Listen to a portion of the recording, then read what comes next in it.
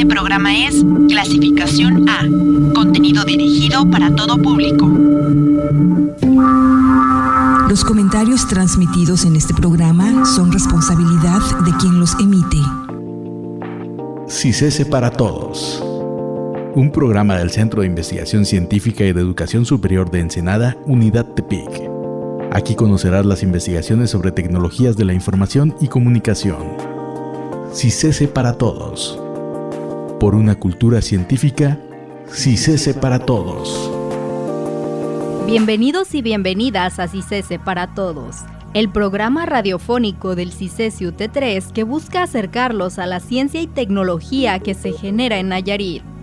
Nos escuchamos a través de Radio One en la frecuencia 101.1 FM.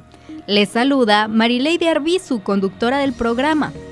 En esta emisión nos sumergiremos en el tema de ondas de calor en el océano, acompañados por el doctor Eduardo González, quien es técnico titular del CICESE en la unidad Tepic. ¿Cómo se encuentra, doctor?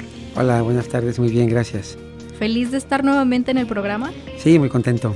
¿Ya lo habíamos tenido este año? Este año no, el año pasado sí. Es la primera vez que nos acompaña durante este año. Sí, así es. Bueno, bienvenido y gracias por aceptar la invitación.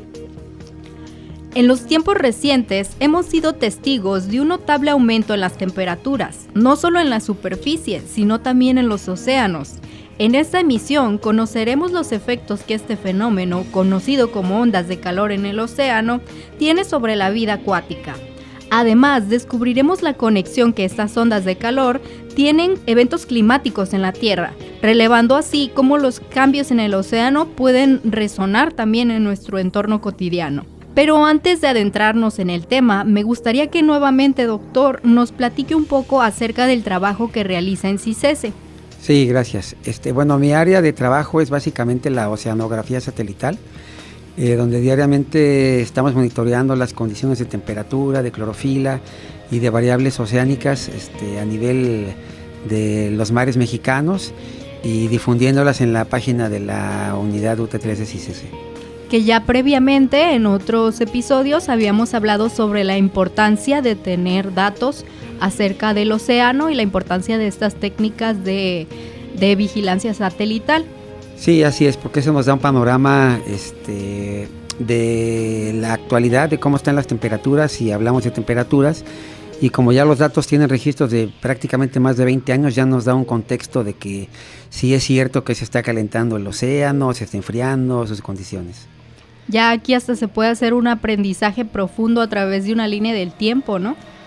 Sí, se puede hacer ya un aprendizaje, que ya nos va dando una idea de a lo largo del tiempo qué es lo que estamos haciendo, qué es lo que está pasando con el océano. Muy bien, doctor, y el tema de hoy está muy interesante. Para iniciar, ¿podría decirnos qué son las ondas de calor en el océano? Mira, existe la idea ya básicamente comprobada de que el océano se está calentando. Entonces hay diversos factores que pueden influir en que se calienta el océano. Por ejemplo, si fuéramos aquí a San Blas, ¿no? En realidad el océano se puede calentar pues porque el sol lo calienta, que es lo más normal, y hay otros eventos que lo calientan con fenómenos que ocurren a distancias muy largas y que son ondas básicamente que viajan por el océano, que pueden viajar por miles de kilómetros.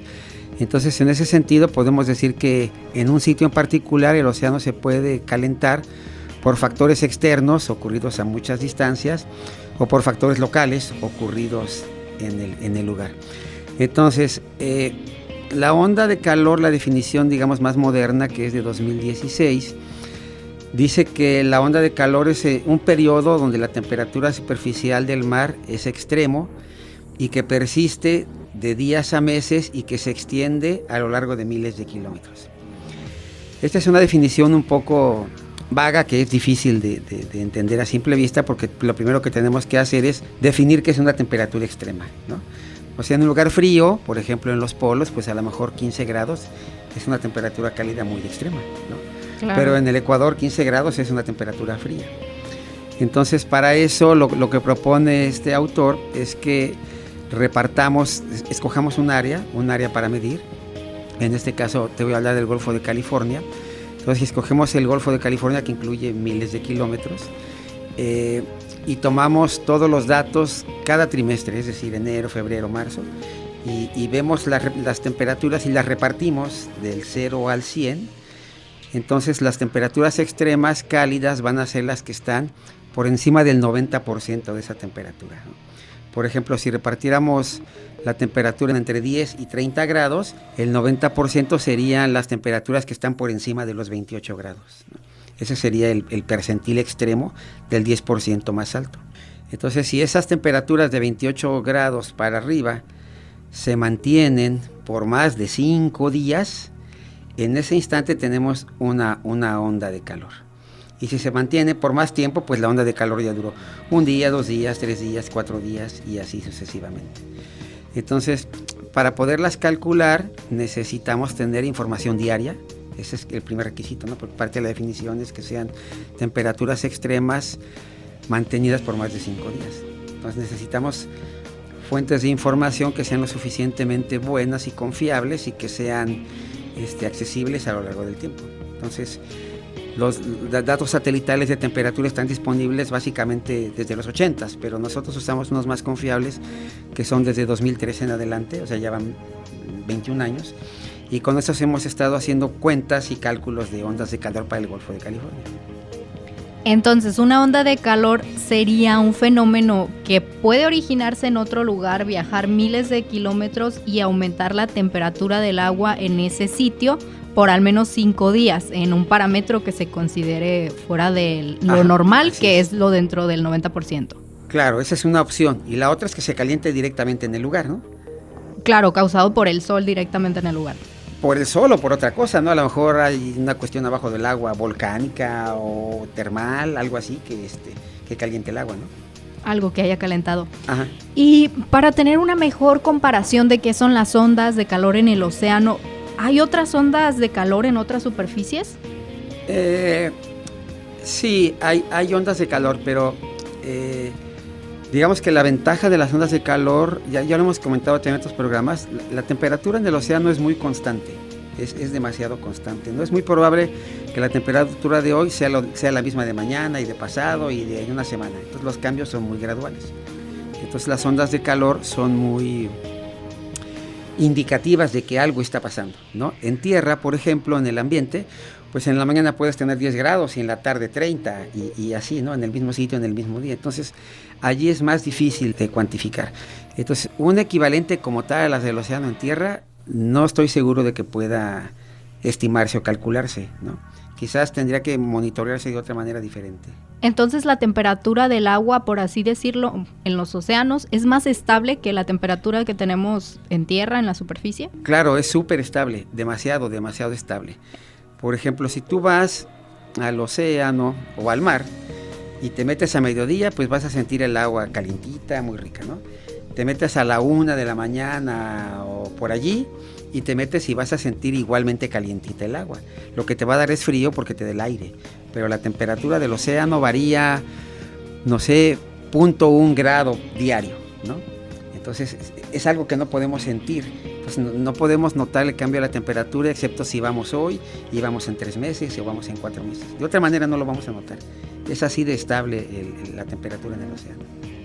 ¿Y las personas que son residentes de zonas costeras, podrían ellos detectar estos cambios, estas ondas de calor en las playas? A simple vista no. Es difícil porque tiene que ver pues básicamente con la temperatura. Pero cuando un líquido, el que sea, se calienta, tiende a ocupar un espacio mayor que si está frío, ¿no? Entonces lo que ellos pueden notar es que la marea subió un poco, por ejemplo, cada vez llega más alto, aunque la marea tiene efectos también asociados con los planetas, ¿no? Entonces no necesariamente por eso. Pueden ver, por ejemplo, si donde ellos viven hay organismos que se mueren o que ya no están, o cosas así. Y la otra, pues definitivamente es tener un termómetro metido allí y estarlo viendo todos los días, ¿no? Pero no podrían detectarlo, digamos, si se meten al mar hoy y se meten mañana al mar. Los cambios no son perceptibles, no hay una gran diferencia. No son perceptibles, excepto, por ejemplo, que pase un ciclón o que vivan cerca de un río que desemboca agua con otra temperatura. Pero si no hay esos efectos, no, es prácticamente imperceptible. Y ya entonces hablábamos de algunas de las causas, como decíamos, el sol, actividad volcánica. ¿Cuáles otras causas hay para que se originen estas ondas? No sabemos todavía. Por ejemplo, en 2014 nosotros tendemos a ver que las regiones cálidas del planeta son en el Ecuador, ¿no? Es lo más probable, es lo más común.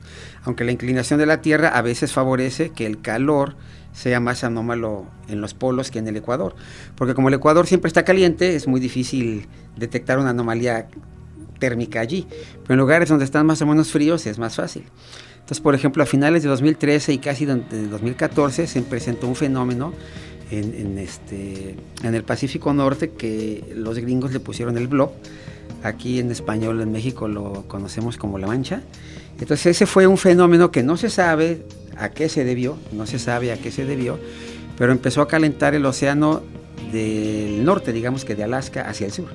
No al revés, que es lo normal, ¿no? Que se caliente del Ecuador hacia los polos. Entonces ese fenómeno no se había observado nunca antes en el Pacífico, entonces ocurrió ahí. A la fecha no se sabe por qué se calentó. ¿Qué lo ocasionó? Pero fue muy raro que en una zona fría se comenzara a sentir una onda de calor allí que nunca se había visto y que no venía del Ecuador, ¿no? Entonces hay factores que desconocemos completamente de la naturaleza, que no sabemos por qué, y ya pasaron prácticamente 10 años de eso y a la fecha no se sabe qué fue lo que lo ocasionó. Es lo interesante de la ciencia, que siempre se pueden seguir buscando respuestas a los fenómenos que presenciamos. Así es. Y como todo fenómeno, por así decirlo, ¿estas ondas van a traer repercusiones en los ecosistemas marinos o las traen? ¿Ya se están viendo? Sí las traen. Por ejemplo, este año, bueno, déjame ponerte un poco de contexto. Hice una cuenta de cuántas ondas de calor en el Golfo de California se han generado a partir de 2013. Entonces, el promedio de ondas de calor es que haya 22 por año. O sea, en estos 21 años el promedio es que haya 22 cada año. Ese es el promedio. 2 por mes. Bueno, pueden estar distribuidas. Así es, pueden estar distribuidas, ¿ok? Pero como todo en la vida, los promedios son muy engañosos, ¿no? Por ejemplo, si tú vas a Hermosillo, a Mexicali, y te dicen que la temperatura promedio es, no sé, 20 grados, se van a reír de ti porque en invierno están a -1 y en el verano están a 40, ¿no? Entonces el promedio no les sirve absolutamente de nada. Pero bueno, eso nos da una idea, ¿no? Entonces, de 2003 a 2013, solo en el año 2010 y el 2012 tuvimos más ondas de calor que 22. En el 2010 tuvimos 34 y en el 2012 tuvimos 24. ¿Okay? En el 2010 aumentaron bastante, casi un 50%. Sí, casi un 50%, ¿ok? Entre 2003 y 2013 se pasó el promedio en 2 años. Hubo 3 años donde no hubo ninguna, donde estuvo 0, ¿no? O sea, estuvo mucho más abajo de lo normal. ¿Y a qué se debe este fenómeno que no haya ondas? No Tampoco sabemos, se sabe. No, tampoco pero sabemos. Es bastante curioso que de haber 22 en promedio, en algunos años no se presenta. Sí, es posible que sea onda. igual de malo que no haya 22 a que no haya ninguna, ¿no? No haya ninguna, sí, claro. Pero lo interesante es que de 2014 a 2023 hay 4 años con más de 22. Pero el dato más interesante es que en el 2014 se presentaron 87 ondas de calor. O sea, casi 4 veces y medio. Ajá. Y eso coincide con este fenómeno del blob que se presentó. Entonces, el blob que viene de Alaska calentó todo el Golfo de California desde muy lejos y lo calentó de tal manera que en un parque nacional que está en Baja California Sur, el coral se murió porque el agua estaba muy caliente, había poco oxígeno. Entonces las condiciones para la biota marina, para los animales, pues fueron muy malas, ¿no? Entonces sí hubo poca pesca, en fin, todo eso, ¿no? En el 2015 siguió habiendo muchas ondas de calor, hubo 78, ¿no? De hecho, esos son los 2 años con valores más altos. El tercer año más alto fue 2023, el año pasado. Se presentaron 51, un poquito más del doble. Del doble. Ajá. En el 2022 hubo menos de 10, en el 2024 apenas van 2. Pero lo que te quiero decir es que entonces entre 2003 y 2013 hubo un año que tuvo 24 arribita de la media, otro año que tuvo 34, pero del 2013 2014 al 2023 hubo 4 años con datos muy, muy extremos, demasiado extremos. Demasiado elevados, demasiado elevados. Y eso tiene que ver, la gente que estudia biología dice que las aguas del Golfo están lo que ellos le llaman tropicalizadas. Es decir, están muy calientes como si fueran del trópico. Y eso favorece, pues, por ejemplo, animales muy grandes como los delfines, los dorados, peces que la gente consume, marlin, ese tipo de cosas. Pero para los animales chiquititos, para los que sustentan en realidad la vida, son malos años porque son muy calientes, no alcanzan a crecer. Entonces hay muy poca oportunidad de que haya mucha pesca en años siguientes. Entonces aparentemente hay gente que lo está estudiando, el Golfo está en una etapa cálida, que ya tiene 10 años, y entonces eso pues todavía no alcanzamos a cuantificar de qué se trata, pero sí hay problemas severos de mortandad de coral, de moluscos y de otro tipo de animales que son afectados por las ondas de calor. Si este fenómeno continúa, mencionaba usted, afecta a la pesca, ¿no? La disponibilidad. Así es. ¿Hay alguna probabilidad de que tenga impacto directo en la disponibilidad de estos tipos de productos del mar que consumimos? Claro que sí.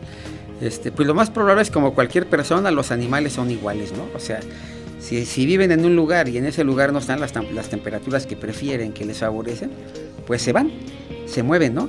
Y si los pescadores se acostumbran a pescar allí, pues ya no van a encontrar nada, porque los animales se murieron. Más súmale el efecto que tiene que no puedan tener descendencia suficiente, ¿no? Entonces hay menos porque migran y hay menos porque nacen menos, porque las condiciones ambientales pues no dan para eso, ¿no? Entonces aparentemente todavía no se ha resentido en la pesca lo suficiente, pero pues los datos de las ondas de calor y de mortandad de coral y de algunos moluscos pues están allí, ¿no? A la vista. Un factor importante es que si el océano se calienta mucho, en realidad también afecta la disponibilidad de oxígeno en el mar, ¿no? Entonces, eso también afecta a los organismos, pues si no hay oxígeno, pues no hay vida. Se mueven, ¿no? También. Entonces, todo esto es lo que está pasando con estas ondas de calor, y que te digo, los últimos 10 años han sido los más calurosos en ondas de calor, al menos en el Golfo de California, ¿no? Y además de afectar a los organismos marinos, ¿tiene algún efecto en la calidad del agua de las playas que frecuentan los turistas? No, al contrario, yo creo que eso es mejor, porque la gente prefiere el agua calientita, ¿no? Claro, o sea, que para sí. El turista va, y si está más rico, más soleadito, pues más se broncea, más se luce, más quiere estar allí, ¿no? O sea, en realidad en términos turísticos supongo que es mucho más benéfico, ¿no? Sí, ahora que lo mencionas, sí, en términos turistas, sí, pero hay que recordar la importancia de cómo está afectando a la fauna marina, ¿no? Pero bueno, en cuestión de turismo, pues ahí se ve un aspecto positivo. Y doctor, ¿podría decirnos si también las ondas pueden afectar el clima? Sí, de hecho, bueno, creo que no, creo que la respuesta es no. Más bien es al revés. El clima. Creo que creo que el que tengamos más ondas de calor es un reflejo de que estamos afectando el clima. Okay. Entonces más bien es el indicativo de que algo está pasando en el ambiente, tanto en la atmósfera como en el océano, y que pues, nos está diciendo que lo estamos alterando de esa manera, ¿no? Entonces es más que nada un reflejo de los cambios que ya están en el ambiente. Y bueno, dejando de lado las afectaciones que tiene tanto en seres vivos como en el clima, que ya vimos que es al revés, es el clima el que incide en las ondas de calor, ¿cómo se monitorean y detectan estas ondas? Pues bueno, mira, en realidad es un tema relativamente reciente. Uh-huh. El investigador que propuso esta forma de medir las ondas de calor lo hizo apenas en el 2016. Entonces tiene poco tiempo. Hay poca gente que lo está haciendo, y entonces pues bueno, hay que seguir publicando estas cosas para que vaya permeando, ¿no? en la sociedad, en los estudiosos, y se vuelva un tema común, ¿no? O sea, en realidad lo que falta es hacer estudios locales y darles difusión. Ok, traerlo a zonas más específicas, como por ejemplo aquí a la UAN.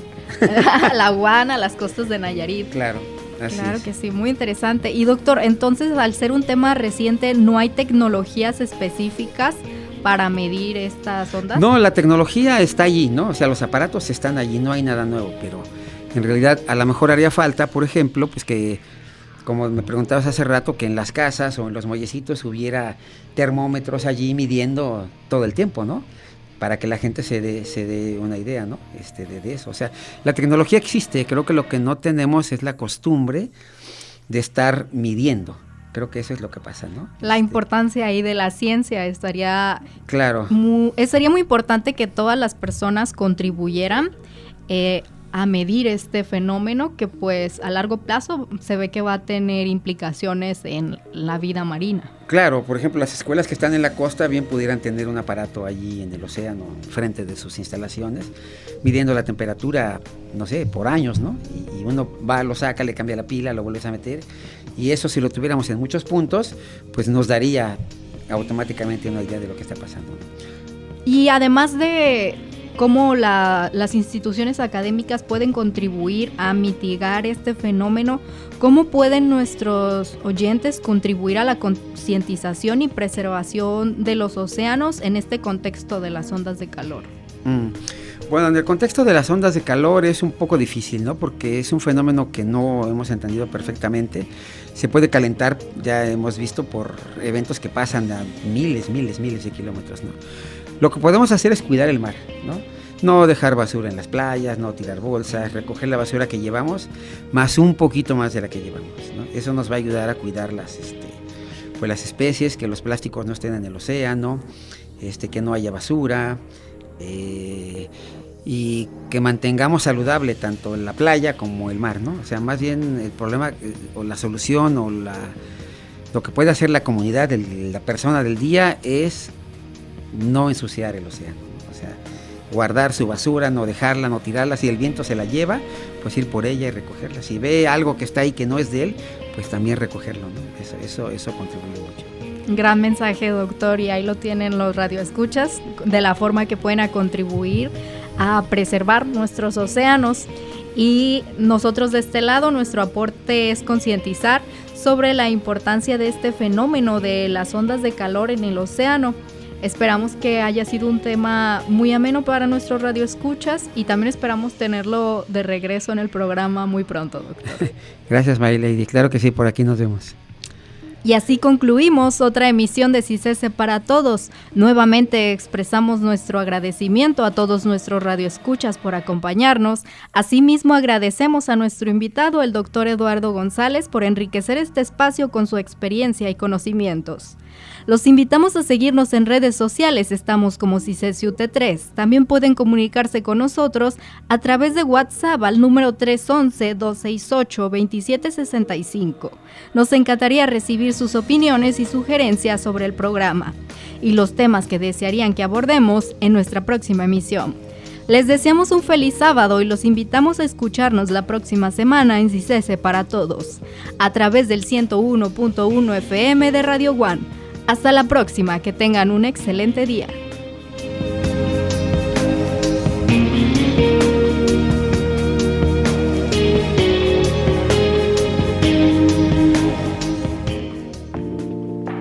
CICESE para Todos, un programa del Centro de Investigación Científica y de Educación Superior de Ensenada, Unidad Tepic. Aquí conocerás las investigaciones sobre tecnologías de la información y comunicación. CICESE para Todos. Por una cultura científica, CICESE para Todos.